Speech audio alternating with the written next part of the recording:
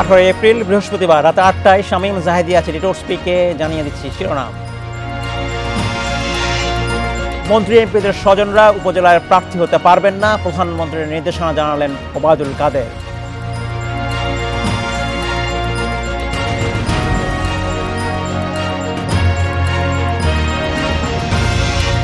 চলতি মাসের পুরোটাতেই তাপপ্রবাহ থাকবে, শেষ দিকে তাপমাত্রা আরও বাড়ার আভাস, বাড়বে অস্বস্তি। সর্বোচ্চ তাপমাত্রা চুয়াডাঙ্গায়।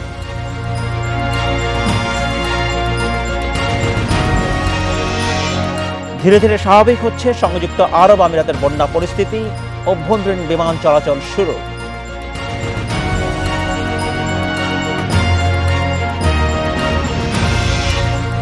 আগামী উপজেলা নির্বাচনে দলের মন্ত্রী এমপিদের সন্তান, পরিবারের সদস্য এবং নিকটাত্মীয়দের উপজেলা ভোট থেকে সরে দাঁড়ানোর নির্দেশনা দিয়েছেন ক্ষমতাসীন দল আওয়ামী লীগের সভাপতি শেখ হাসিনা।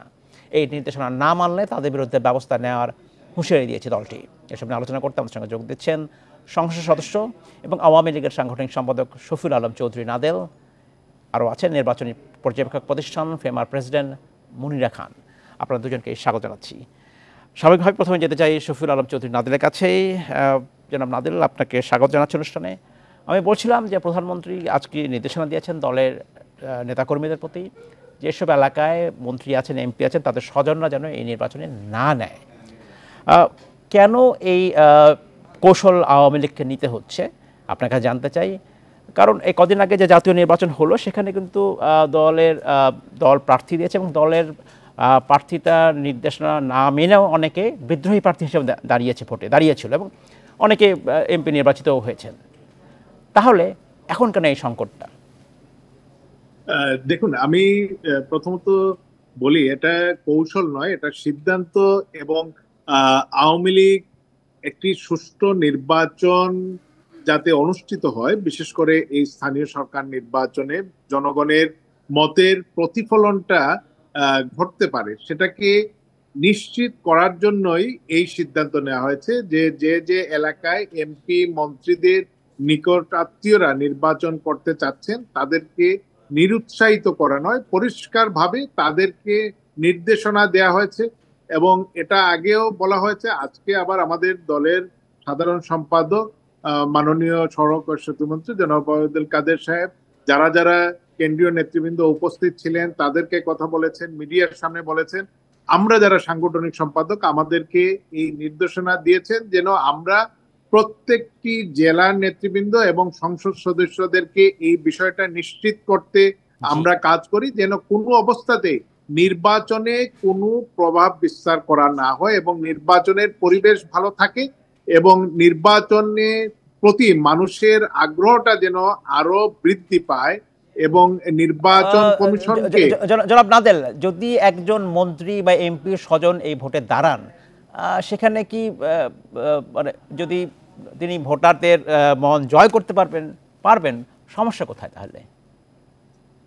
না, যদি মন জয় করতে পারেন কোনো সমস্যা নেই, কিন্তু আওয়ামী লীগ চাচ্ছে না এই নির্বাচনকে কেন্দ্র করে কোনো সহিংসতা বা প্রভাব বিস্তারের অভিযোগ কেউ উপস্থাপন করতে পারে। কারণ নির্বাচনে যদি মন্ত্রী বা এমপিদের নিকটাত্মীয়রা নির্বাচনে বিজয়ী হয়ে আসেন, সাধারণ মানুষের ম্যান্ডেট নিয়ে আসেন, তাহলে শুধু প্রতিপক্ষ নয়, দলের মধ্যেও একটা আরো বিভাজন বা অনেকেই যেহেতু আগ্রহী হবেন, যেহেতু দল এখানে কাউকে মনোনয়ন দেয়নি, দলীয় মার্কা নেই, এটা আগেই সিদ্ধান্ত নেওয়া হয়েছে, এই নির্বাচনে যাতে কোনো প্রশ্ন উপস্থাপন করার কোনো সুযোগ না থাকে, এই কারণে এই সতর্কতামূলক ব্যবস্থা নেওয়া হয়েছে বা সিদ্ধান্ত নেওয়া হয়েছে। জি, অনেক ধন্যবাদ জনাব নাদের। আমি আপনার কাছে আবারও আসবো। আমি যেতে চাই নির্বাচন পর্যবেক্ষণ প্রতিষ্ঠানের ফেমার প্রেসিডেন্ট মুনিরা খানের কাছে। মিস খান, আপনাকে স্বাগত জানাচ্ছি।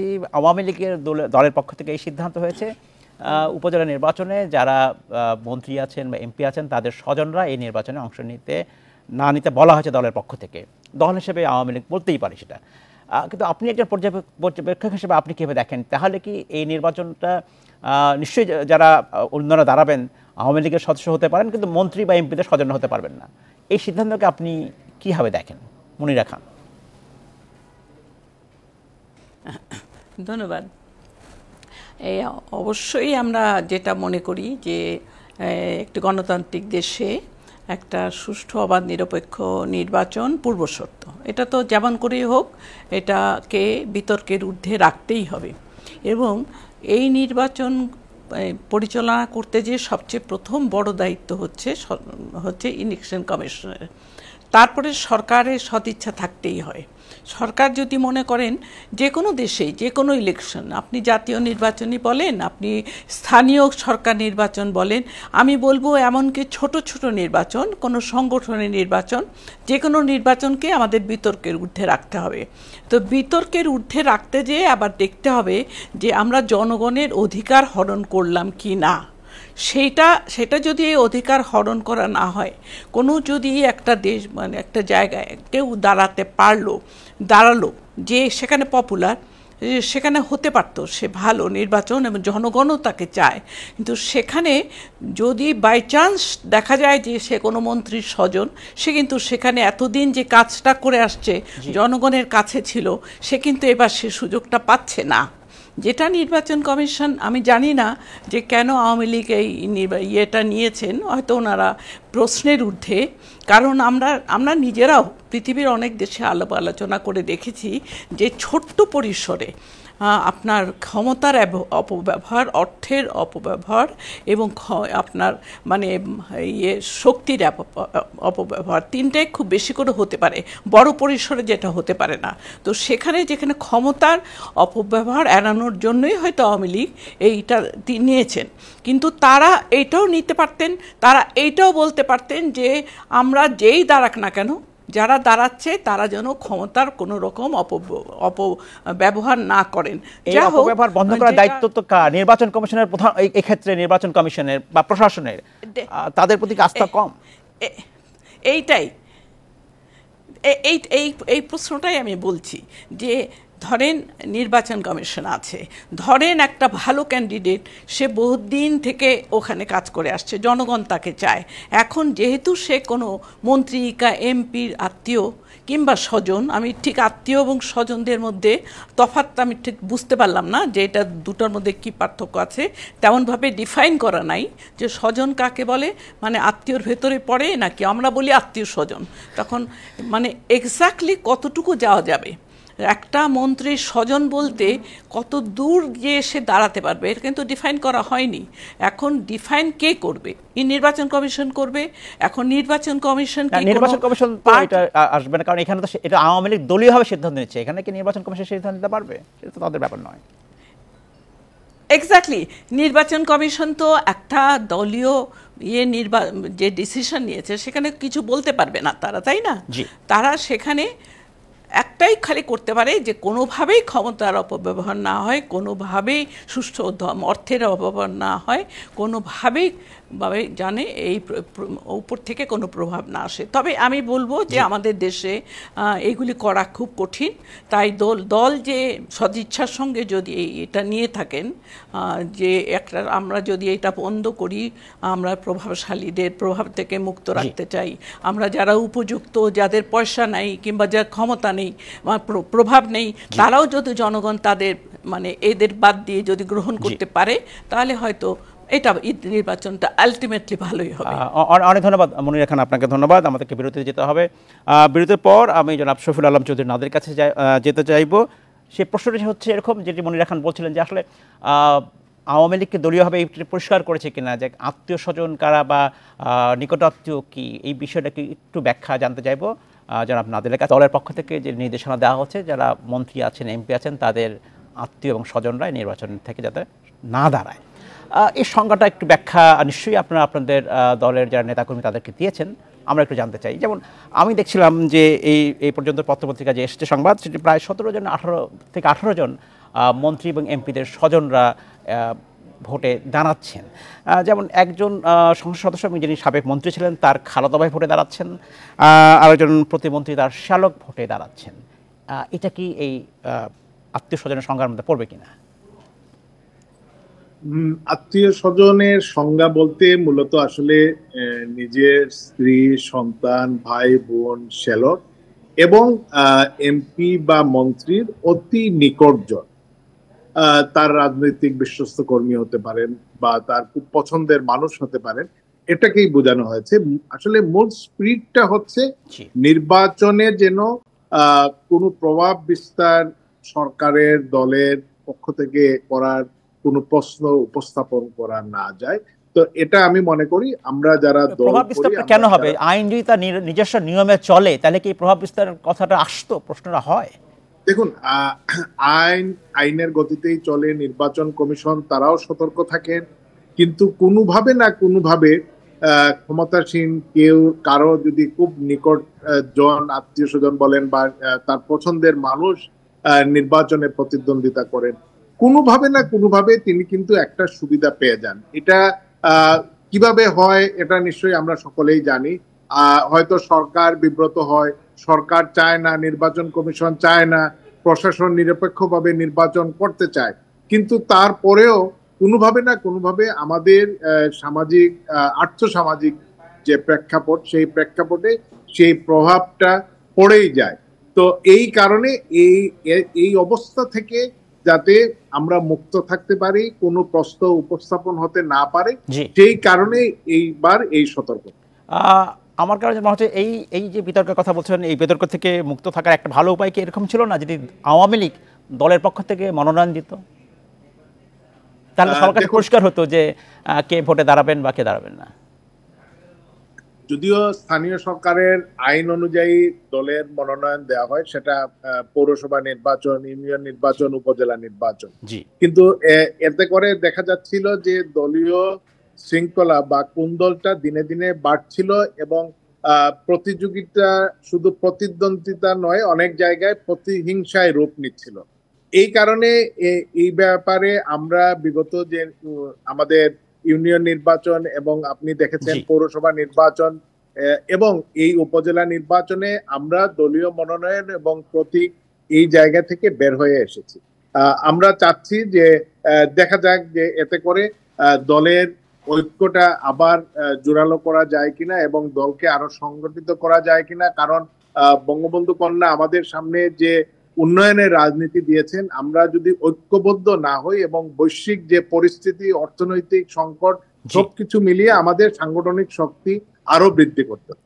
অনেক ধন্যবাদ জনাব নাদের। আমি আপনার কাছে আবার আসার চেষ্টা করব। আমি যাচ্ছি মুনিরা খানের কাছে।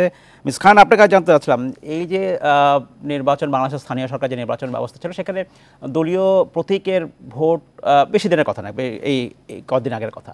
এখন আবার শাসক আওয়ামী লীগ, শাসক দল আওয়ামী লীগ তারা চাইছে এখান থেকে বেরিয়ে আসতে।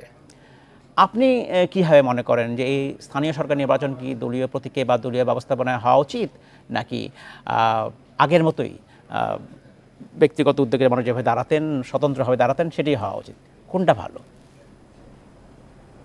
ধন্যবাদ। আমি কিন্তু সবচেয়ে প্রথম একটা নির্বাচনকে সুষ্ঠু করবার জন্য দায়িত্ব ইলেকশন কমিশনকে দিই। এখন রাজনৈতিক দলগুলি সদিচ্ছা অবশ্যই তাদের থাকতে হবে, এবং যেটা আওয়ামী লীগের প্রধান এবং আওয়ামী লীগ যারা যেটা ব্যবস্থা করেছেন যে যারা ক্ষমতা প্রয়োগ করতে পারে, প্রভাব করতে পারে, তাদের আত্মীয় স্বজনরা দাঁড়াতে পারবে না। কিন্তু আমার প্রশ্ন হচ্ছে যে শুধুমাত্রই কি আত্মীয় স্বজনরা প্রভাব বিস্তার করে? ওখানে তো এক একটা এলাকায়, ছোট ছোট এলাকায় প্রচুর আপনার বেনিফিশিয়ারি থাকে, যারা আওয়ামী লীগের ক্যান্ডিডেট হতে পারত, যারা কিন্তু দেশের জন্য কাজ করে, তারা পার্টির জন্য কাজ করে, তারা রাজনৈতিকভাবে কাজ করে। এখন তারা কিন্তু মানে এসে নির্বাচন করতেই পারে, এবং সেখানে যে ক্ষমতার প্রভাবটা হবে না সেই গ্যারান্টি কি আমাদের নির্বাচন কমিশন দেবেন? যদি দেন তাহলে আমি বুঝবো যে হ্যাঁ, একমাত্র আত্মীয় স্বজন ছাড়া অন্য কোনো আওয়ামী লীগের বেনিফিশিয়ারিরা এসে এখানে প্রভাব বিস্তার করতে পারবে না, আমরা সেটা তাদের করতে দেব না। তাহলে সবার সদিচ্ছা প্রকাশ হবে, তাহলে আমি বুঝবো যে একটা ভালো নির্বাচন হবে। কিন্তু আত্মীয় স্বজনকেই শুধু আটকালে অন্যান্য যারা আওয়ামী লীগ করেন কিংবা অন্যান্য যারা বেনিফিশিয়ারি, অন্যরা যারা ওখানে বসে কাজ করেছেন, যাদের প্রভাব আছে ওখানে, তো তাদের প্রভাব মুক্ত করতে হলে তো নির্বাচন কমিশনকে অতি শক্তভাবে এটা করতে হবে। আওয়ামী লীগ তার পার্টির দিকটা দেখেছেন, ওনারা তো ভোটারদের দিকটাও দেখতে হবে যে ভোটাররা কাকে চায়। ভোটাররা কিভাবে ওই এলাকাকে উন্নত করতে পারে। ভোটারদের ভালোর জন্যই তো লোকাল ইলেকশন। লোকাল ইলেকশনে কিন্তু জাতীয় নির্বাচনের মতন না, লোকাল ইলেকশনের লোকাল জায়গাটা উন্নয়নের জন্য, সেখানে তাদের জন্য যে ভালো তারা তাকেই চাইবে। অনেক ধন্যবাদ মনিরা খান, আপনাকে ধন্যবাদ। জনাব শফিউল আলম চৌধুরী নাদের, মনিরা খান একটা কথা বলছিলেন যে ধরে নেওয়া যাক যারা আত্মীয় স্বজন তারা ভোটে দাঁড়ালেন না, কিন্তু এরপরেও যারা আওয়ামী লীগের নেতাকর্মী আছেন তারাও কি প্রভাব বিস্তার যদি করেন তখন কি হবে, বা সেই প্রভাব বিস্তার যাতে করতে না পারেন তার জন্য কোন ব্যবস্থা থাকা উচিত কিনা? দেখুন, স্থানীয় নির্বাচন হোক, জাতীয় নির্বাচন হোক, দলগুলো বা দলের পক্ষের বা দলের নেতাকর্মীরা অংশগ্রহণ করেন। আমরা চাচ্ছি একটা ভালো নির্বাচন অনুষ্ঠিত হওয়ার জন্য, এবং এই কারণে আমরা একটা বেঞ্চ মার্ক দিয়েছি। এখন আপনি যদি মনে করেন এখানে কোনো রাজনৈতিক দলই অংশগ্রহণ করবে না, তাহলে তো নির্বাচনই হবে না। তো এই জায়গায় রাজনৈতিক নেতৃবৃন্দ অবশ্যই নির্বাচন করবেন, নির্বাচন কমিশন তারা তাদের দায়িত্ব পালন করবে, রাজনৈতিক দলগুলো তারা তাদের দায়িত্বশীল ভূমিকা পালন করবে। আমরা একটা ভালো নির্বাচনের জন্য একটা পদক্ষেপ নিয়েছি। এখন মাথা ব্যথা হলো বলে আপনি মাথা ব্যথার জন্য ওষুধ নিতে পারেন, আপনি মাথা তো কেটে ফেলবেন নিশ্চয়ই। জি, অনেক অনেক ধন্যবাদ জনাব শফিউল আলম চৌধুরী নাদেল, মিস মনিরা খান, আপনাকে অসংখ্য ধন্যবাদ আমাদেরকে আপনাদের মূল্যবান সময় দেওয়ার জন্য। প্রচণ্ড দাবদাহে পড়ছে দেশ। চলতি মাসের পুরো সময়টাতেই তাপমাত্রা থাকবে, শেষের দিকে তাপমাত্রা আরও বাড়ার আভাস দিয়েছে আবহাওয়া অফিস। আজ সর্বোচ্চ তাপমাত্রা চুয়াডাঙ্গায় 40.8 ডিগ্রি সেলসিয়াস। এদিকে তীব্র গরমে অনেকে আক্রান্ত হচ্ছে জ্বর, নিউমোনিয়া এবং ডায়রিয়ায়। এদের মধ্যে বেশি অসুস্থ হচ্ছে শিশু এবং প্রবীণরা। এসব নিয়ে কথা বলতে বগুড়া থেকে আমাদের সঙ্গে যোগ দিচ্ছেন মোহাম্মদ আলী হাসপাতালের আবাসিক চিকিৎসক ডাক্তার শফিক আমিন কাজল। জনাব কাজল, আপনাকে স্বাগত জানাচ্ছি অনুষ্ঠানে। বলছিলাম যে এই তীব্র গরমে বিশেষত শিশু এবং যারা বৃদ্ধ তারা অসুস্থ হয়ে পড়ছেন, জ্বর হচ্ছে, নিউমোনিয়া হচ্ছে, ডায়রিয়া হচ্ছে। মানুষের কী করা উচিত, কীভাবে সাবধান থাকা উচিত যাতে তারা রোগাক্রান্ত না হন? জি, ধন্যবাদ। আপনি ঠিকই বলেছেন যে যারা শিশু এবং বয়স্ক তারা বেশি ঝুঁকিতে আছে। আমি আরও যোগ করতে চাই যাদের অসুস্থতা আছে আগে থেকে, যেমন ডায়াবেটিস, প্রেশার বা অ্যাজমা, তারাও বেশি ঝুঁকিতে আছে। যাদের এইসব ঝুঁকি আছে তাদের অবশ্যই গরম পরিহার করতে হবে, বাইরে যাওয়া থেকে বা রোদ থেকে দূরে থাকতে হবে। নিতান্ত প্রয়োজন হলে সকালে তাদের কাজটি সেরে নিতে হবে। দুপুর 12টা থেকে 4টা পর্যন্ত তাপদাহটা বা রোদ বেশি থাকে, এ সময় বাইরে না যাওয়া ভালো, এবং প্রয়োজনের মতো পানি খাওয়া, তরল খাবার খাওয়া, এবং সবচেয়ে বেশি সাবধান থাকতে হবে বাসি বা পচা খাবার সেগুলো খাওয়া যাবে না। খাবার খাওয়ার আগে অবশ্যই দেখে নিতে হবে যে এটা ফ্রেশ বা ভালো আছে কিনা। আর যেটা বেশি আমরা দেখছি যে বাহিরের যে পানীয়গুলো, রাস্তাঘাটে গরমের কারণে মানুষ যে পানীয়গুলো খাচ্ছে বা ফলের রস, অপরিষ্কার পানিতে তৈরি করা শরবত, এগুলো আরও বেশি ক্ষতি করছে। তো এসব বিষয়ে আমাদের সাবধান থাকতে হবে। তারপরে আপনার কাপড় চোপড়ের ব্যাপারে মানে সুতি কাপড় ব্যবহার করা যেতে পারে, বাইরে যাওয়ার সময় ছাতা ব্যবহার করা যেতে পারে, এবং বিশেষত খাবারের ব্যাপারে সাবধান থাকতে হবে। বাসি বা পচা খাবার অবশ্যই পরিহার করতে হবে।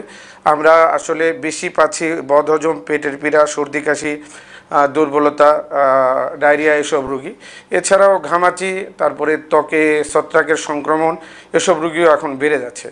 সে কারণে আপনাকে বারবার বাইরে থেকে এসে হাত মুখ পরিষ্কার করে নিতে হবে, পরিষ্কার পরিচ্ছন্ন থাকতে হবে, পরিচ্ছন্ন, এবং খাবার কি খাচ্ছেন ব্যাপারে আপনাকে সচেতন। আপনি খাবার দাবারের কথা বলছিলেন যে যারা আছেন তারা খাবার দাবার ব্যাপারে সাবধান থাকবেন। সাধারণত দুপুর বা রাতের যে খাবার, সে বিষয়ে একজন চিকিৎসক হিসাবে কী ধরনের পরামর্শ আপনার, কী ধরনের খাবার খাওয়া উচিত? আপনি যে খাবেন সেটা অবশ্যই টাটকা হতে হবে, ফ্রেশ, এবং সবসময় নিয় জাতীয় খাবার একটু বেশি খাবে, এবং সিজনাল যে ফ্রুটস যেগুলো পাওয়া যাচ্ছে এখন, সিজনে যেগুলো পাওয়া যায় সেগুলো দাম কম, সেও গ্রহণ করা যেতে পারে। আর সবসময় সাবধান থাকতে হবে যেন আমরা, এখন তো গরমের সময় খাবার কিন্তু খুব তাড়াতাড়ি নষ্ট হয়ে যায়। আমরা যে খাবারটা খাচ্ছি এই খাবারটা পচা বা বাসি কিনা, এই বাসি পচা খাবার এবং অপরিষ্কার পানি দিয়ে তৈরি করা খাবার যেটা আমরা রাস্তাঘাটে দেখছি যে শরবত বিক্রি, লেবুর শরবত বিক্রি হচ্ছে, আখের শরবত বিক্রি হচ্ছে, এগুলো বাইরের খাবার না খাওয়াই ভালো। ঘরের পানি, আপনি বাইরে গেলে আপনি সাথে একটু পানি নিয়ে, সাথে পানি থাকবে, সেই পানিটা খান, সেটা আপনার জন্য উপকারী হবে।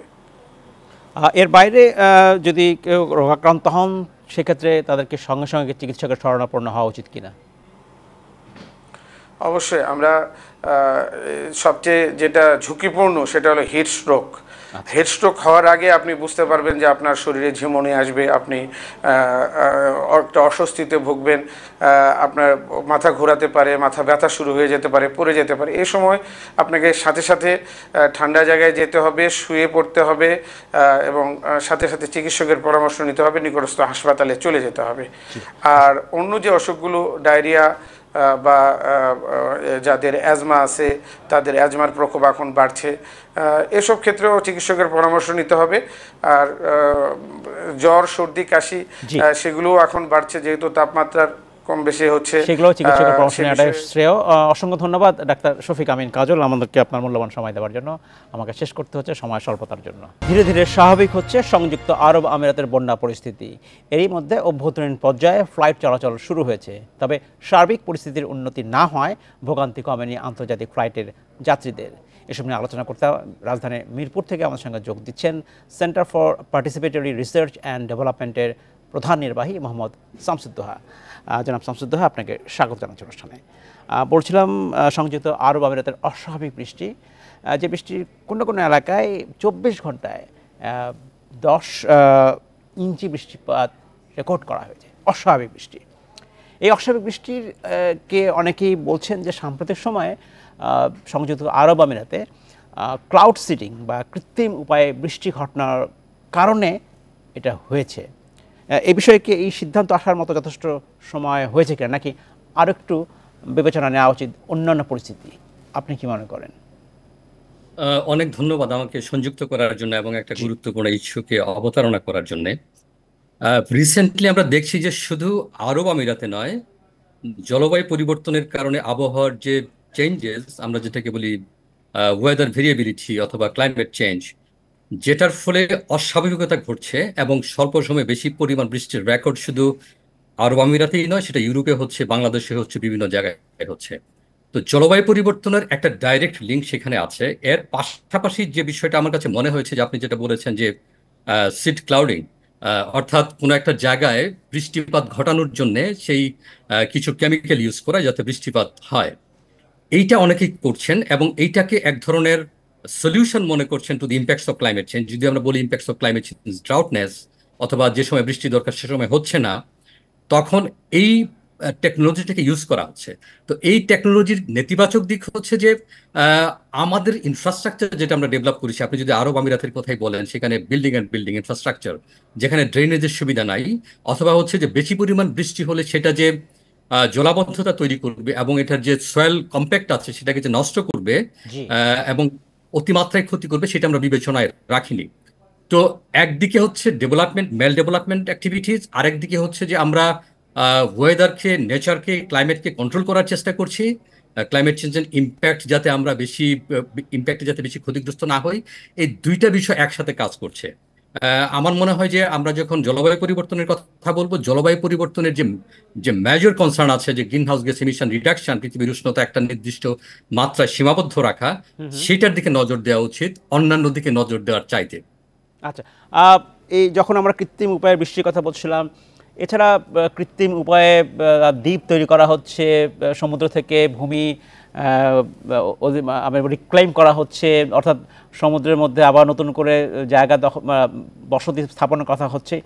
এইগুলো কি সার্বিকভাবে পরিবেশের উপর বা জলবায়ু পরিবর্তনের উপর বিরূপ প্রভাব ফেলছে কিনা? আসলে এটা দুইটা কনসিকুয়েন্সেস আছে, যে বিভিন্ন জায়গায় যে ল্যান্ড রিক্লেম করা হচ্ছে, দ্বীপ তৈরি করা হচ্ছে, পর্যটনের জন্য সুবিধা তৈরি করা হচ্ছে, এইটার দ্বারা জলবায়ু পরিবর্তন ঘটছে না।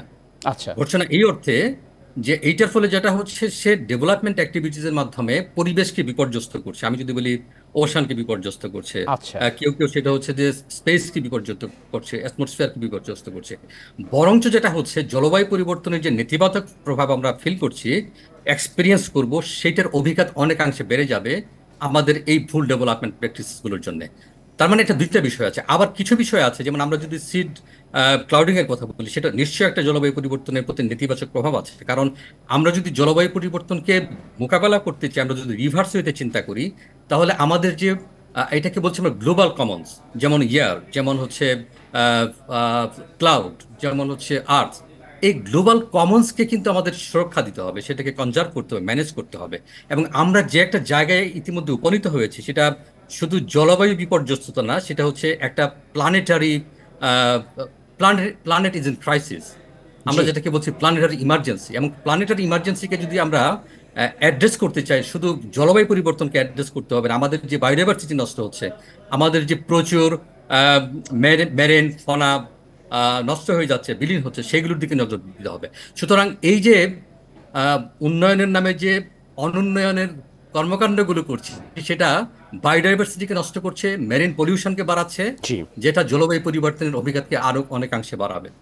কিন্তু এই যে অবকাঠামোর উন্নয়ন, সেটা কতটা পরিবেশ সম্মত বা সেটাকে কতটা পরিবেশকে রক্ষা করে হচ্ছে, এটা একটা বিশাল চ্যালেঞ্জ। সেই চ্যালেঞ্জ এটা মোকাবেলায় একটা কি চ্যালেঞ্জ দেশগুলো কাজ করছে, পৃথিবীর বিভিন্ন দেশগুলো?